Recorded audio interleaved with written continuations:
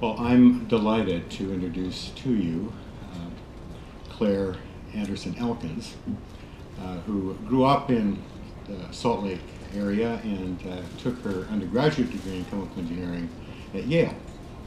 Now, she came to Stanford as Claire Anderson, but she's not only leaving us with a PhD degree, but with an expanded name. She married and became Claire Anderson Elkins. My research group is interested in how soft materials deform and respond to deformation. And for the most part, rheologists are concerned with how complex materials that you might want to process flow and deform. But there's increasing interest in rheology in applying these techniques to biological materials. And Claire took the challenge of building a rheometer that would allow you to measure the mechanical properties of living mammalian cells, something that she calls a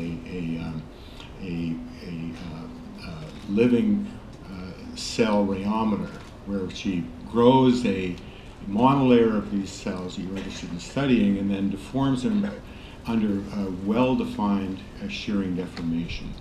It's a big challenge. We've never done anything like this before, and she built a unique instrument that had to keep these cells alive while she sheared them and asked them to deform, all the while measuring their mechanical properties. And she applied this to two problems. The first one was, if we start to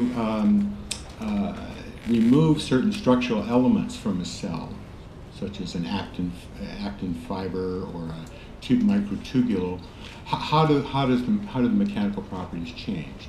And she saw some remarkable effects. Some of these structural elements, when you remove them, actually stiffen the cell, for example. And she applied it to a second problem, and that is the manner in which hydrogels, contact lenses, might adhere to the corneal epithelium. And this has important applications, of course, in eye care. She is also, we've heard about culinary skills. This is also something we're going to miss as Claire leaves our group. It was a delight to walk in the morning and find some very creative surprise, but I think was always appreciated. I know they were. She is planning to apply her skill and abilities to the biotech industry, and she's presently in communication with a well-known company here in the Bay Area, so if we're lucky, she'll remain in our midst. Congratulations.